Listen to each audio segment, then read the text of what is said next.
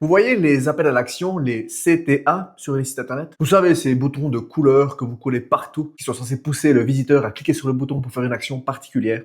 On part tous du principe que le but de ces boutons, c'est de vendre. Alors qu'en réalité, pas vraiment. Leur objectif principal, c'est surtout de guider. En gros, de dire précisément à la personne quoi faire ensuite. Et il y a de bonnes chances que sur votre site internet, vos appels à l'action n'aient absolument pas cet effet-là. Dans cette vidéo, je vais vous expliquer à quoi sert vraiment un appel à l'action, pourquoi essayer d'en mettre partout sur son site, c'est contre-productif, et surtout comment écrire et hiérarchiser correctement les CTA pour qu'ils guident et même influencent subtilement les visiteurs de votre site internet pour les pousser à l'action que vous voulez qu'ils réalisent. En gros, les transformer en clients. Bon, pour commencer déjà, c'est quoi un appel à l'action?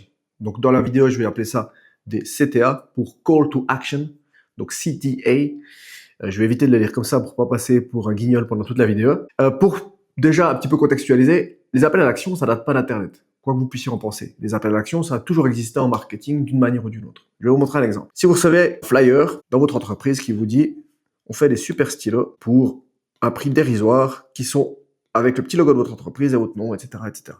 Et vous pouvez les commander en allant sur notre site internet. Ça, c'est un appel à l'action. Bon, évidemment, je l'ai dessiné comme un appel à l'action, mais c'est un appel à l'action même sur un flyer. Un appel à l'action, c'est aussi appelez-nous à ce numéro pour obtenir plus d'informations. Le but d'un appel à l'action, donc, c'est de donner quelque chose à faire de précis pour aller à l'étape suivante. Quand on envoie une publicité qui dit on fait des stylos, si on ne dit pas derrière que la personne elle doit vous contacter ou qu'elle doit aller sur un site internet pour passer commande, c'est une grosse opportunité de perdue. Enfin, un gros travail de marketing pour envoyer l'information. Et derrière, on ne donne pas à la personne une étape simple à suivre pour aller de l'avant et passer commande. Donc l'appel à l'action, il sert à ça. Mais ça, c'est la première version de l'appel à l'action.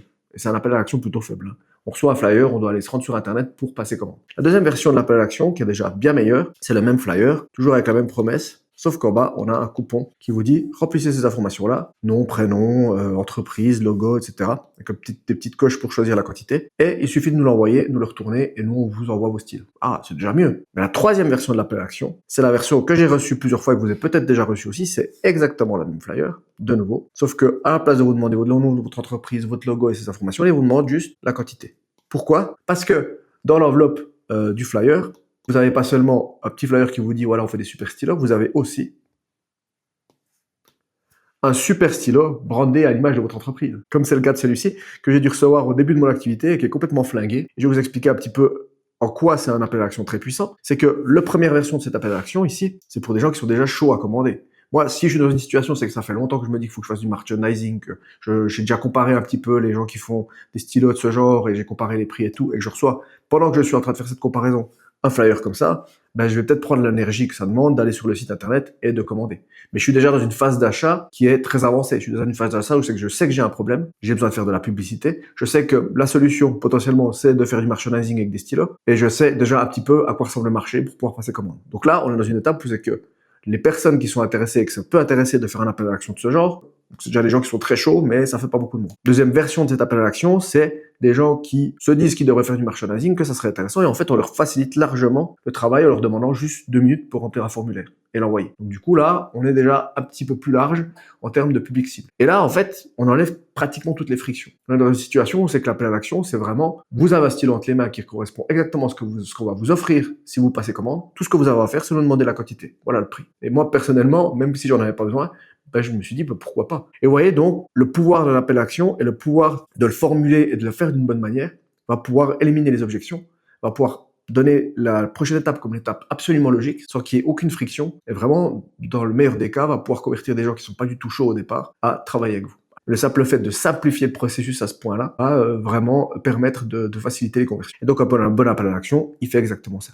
Mais avant toute chose, ce que je vois moi sur Internet souvent maintenant, c'est ce que j'appelle l'overdose de CTA. C'est-à-dire que on a un titre, une proposition de valeur comme on le fait, un petit texte, une image ici sur l'entête du site, et on a un gros bouton contactez-nous. On a ensuite une image ici, un titre, un texte, et on a un gros bouton nos services. On a une image ici, on a un titre, un texte, et on a un gros bouton nos réalisations. Tous ces boutons, déjà, le problème, c'est qu'ils s'annulent un peu entre eux. Parce que si ces boutons, ils ont tous le même look, déjà, que vous pourrez voir si on dézoome, c'est que l'élément le plus important de la page, qui est le CTA, vu que c'est l'idée, l'appel à l'action, son objectif, c'est d'être visible sur la page. Donc le fait de les rendre gros et de couleur, c'est pensé pour être visible et pour pousser la personne à cliquer. Et le fait d'utiliser à chaque fois le même look, même si l'action est différente, et même si c'est pas vraiment une action pour tous ces boutons, ça les annule. Donc en fait, plus aucun a une valeur. Et si celui-ci a vraiment de la valeur et celui-là pas vraiment, on le sait pas, parce qu'il n'y a aucune hiérarchie. Et de même manière, le fait de dire Nos services, c'est pas du tout une action. Donc soit on met un lien, soit on met une action qui est concrète. Par exemple, savoir comment on procède. Ou alors nos réalisations, pourquoi travailler avec nous. Mais de nouveau, c'est pas vraiment les appels à l'action. Un appel à l'action, c'est demander un devis. Un appel à l'action, c'est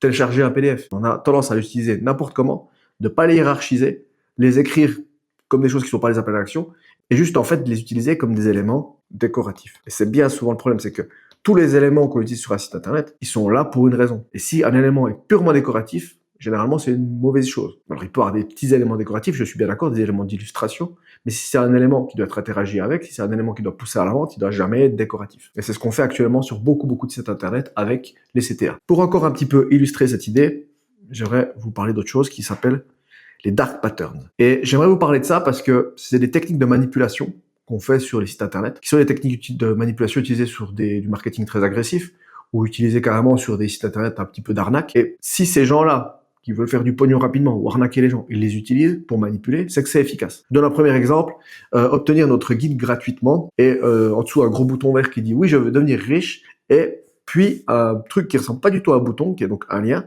sur lequel on n'a pas vraiment envie de cliquer, qui dit « Non, je veux rester un sale pauvre qui pue ». Bon, je force un peu le trait, on est d'accord. Hein. Mais franchement, vous n'avez pas envie de cliquer là-dessus. Hein. Vous n'avez pas envie maintenant, là, tout de suite, de dire « Je suis un sale pauvre qui pue ».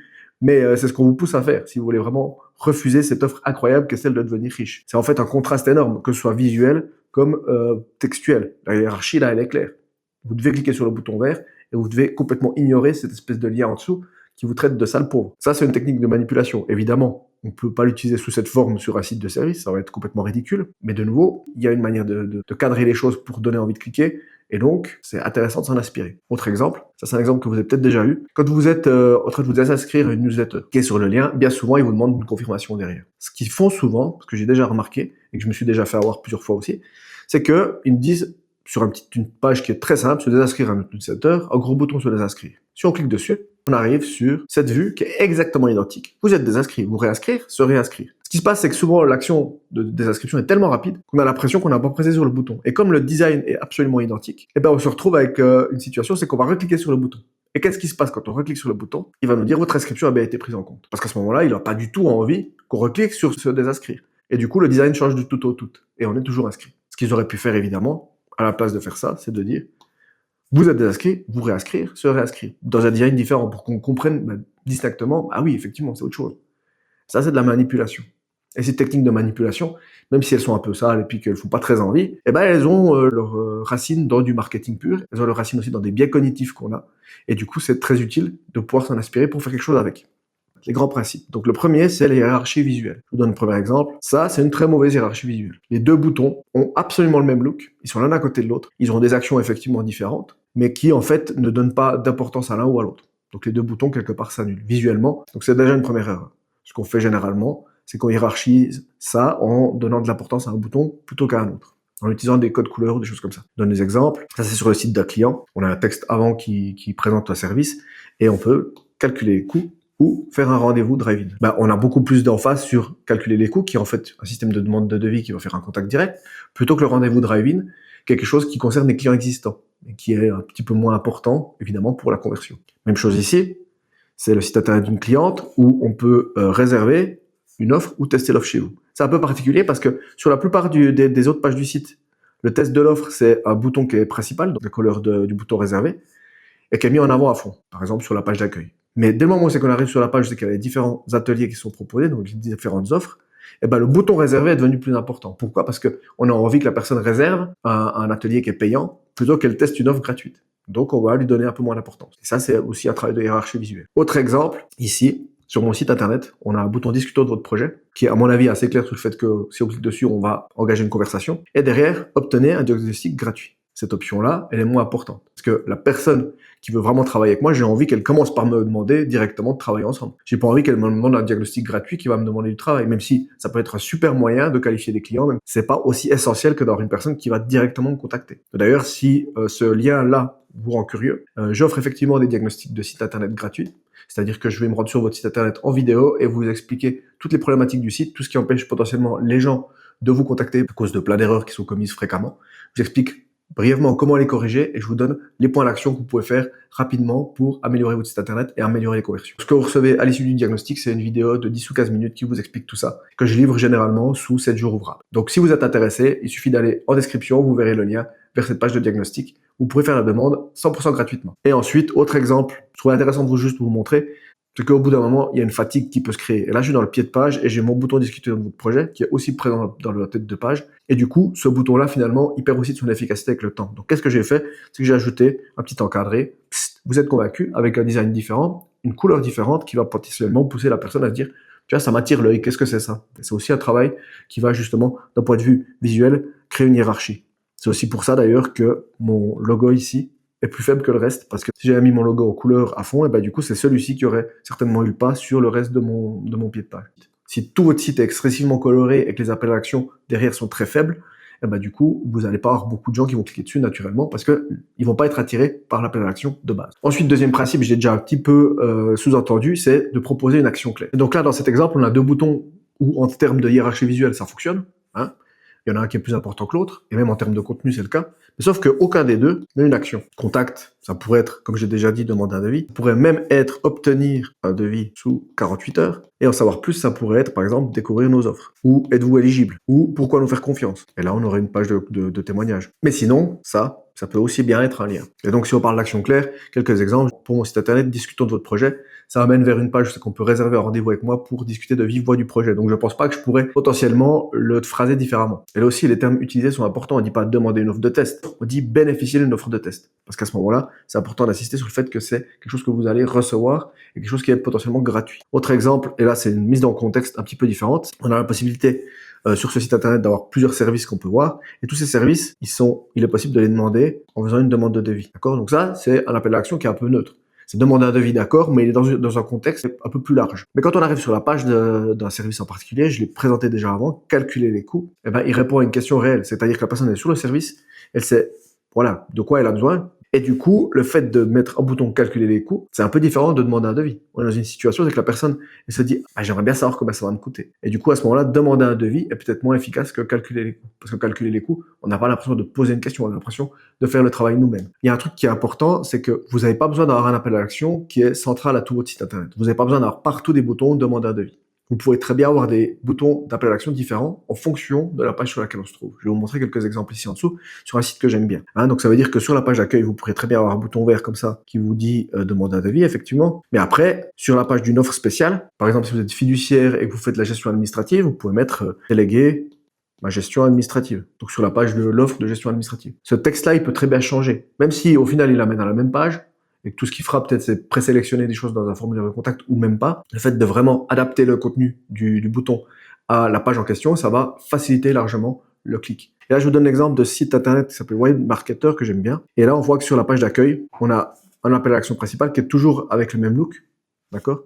Et qui est ici planifié un rendez-vous dans l'entête. Donc, on va se dire naturellement déjà, sur toutes les pages, quand on aura l'entête, on aura toujours ce bouton planifier un rendez-vous. Ben, en fait, non. Le bouton va changer. Donc, dans la page aussi, comme on peut le voir ici, c'est commander une review à 350 €. Et ici, c'est demander un accompagnement. On est déjà, parce qu'on est dans une offre spécifique, avec une proposition spécifique. C'est la même chose dans l'entête. Planifier un rendez-vous devient commander une review à 350 €. Et de la même manière, il fait la même chose sur une autre page qui est une page moins essentielle, qui est une page liée au podcast où c'est que la personne peut donner son email pour être alertée quand il y a des nouveaux podcasts. Sur le principe, la personne qui est sur cette page-là, qui est liée au podcast, elle va pas forcément avoir envie de vous contacter. Elle est pas à cette phase d'achat-là. Elle est juste peut-être curieuse, elle va en savoir plus. Et le fait de donner toutes les chances à cette personne sur cette page, de faire la moindre action qui va l'amener à devenir cliente, c'est-à-dire que là, m'alerter du prochain podcast, c'est mettre un email quelque part qui va aller dans une base email à lui. Et ben ça, c'est toujours plus important que d'avoir un bouton planifier un rendez-vous que personne ne va cliquer parce que sur cette page-là, ils en ont rien à cirer. Et que si vraiment ils sont intéressés, le bouton planifier un rendez-vous, ils vont le trouver. Donc ça, c'est la question du contexte. Une fois qu'on a hiérarchisé visuellement les éléments, il faut les nommer en fonction du contexte dans lequel on est. Et ensuite, un élément qui est important, c'est tout ce qui se passe autour de l'appel à l'action. C'est-à-dire que l'appel à l'action, lui seul, peut faire une partie du travail, mais il faut, en fait, qu'on l'enrobe dans quelque chose de plus. C'est le fait de rassurer ou de déjà expliquer les étapes suivantes. Donc, qu'est-ce que j'entends par là? Rassurer, c'est, ici, si on est chez un de mes clients qui est une agence immobilière, on a un bouton estimer votre bien en ligne. Et après, pourquoi est-ce que ça vaudrait le coup de nous faire confiance? Plus de 1000 estimations réussies, un brevet fédéral, etc. Même exemple ici, on demande un devis, ou alors on va aller voir plus de détails. Mais surtout, à côté, on dit, voilà ce qui se passe si vous travaillez avec nous. Et du coup, quand on clique sur demander un devis, on sait déjà comment ça va se passer ensuite. Autre exemple, ça c'est pour renforcer finalement le fait de cliquer sur un bouton. Ça, c'est un autre de mes clients qui vend des montres en kit à monter soi-même. Et du coup, il y a le bouton de montre en kit et il y a des étoiles qui disent voilà ce que disent nos clients en gros. On a 5 étoiles sur 15 avis. Donc déjà, ça prouve que les gens qui ont acheté nos kits, ils en sont très contents. Et ensuite, derrière, on va encore vraiment enfoncer le clou avec les grands noms qui vont donner envie de travailler avec. Et du coup, dans ce cas-là, le simple fait d'avoir été mentionné dans des publications aussi, on va dire, prestigieuses que celle-ci, ça suffit pour renforcer l'envie de cliquer sur nos montres en kit. Parce qu'on se sent rassuré par tout ce qu'on voit autour. Autre exemple, de nouveau avec l'offre de test, on a en dessous les avantages de l'offre. Vous avez bénéficié de 20 ans d'expérience, vous avez 3 ateliers au choix, et c'est clé en main pour votre établissement. De nouveau, on rassure au maximum la personne avant de cliquer. Et donc, si vous faites tout ce travail sur vos appels à l'action pour qu'il soit le mieux possible, qui donne envie à la personne de vous contacter, de vous planifier un rendez-vous, de vous demander plus d'informations, quelle que soit l'action qu'il va faire, dès le moment où c'est qu'il arrive sur la page de contact, il faut que cette page-là, elle fasse son travail. Et ça passe souvent par le formulaire de contact. Et c'est un sujet tellement important que j'ai créé une vidéo complète qui est juste ici, qui vous explique comment créer un formulaire de contact qui va vraiment donner envie à votre client de vous contacter et qui derrière va vraiment faciliter tout le processus de traitement et de vente pour vous. On se voit là-bas.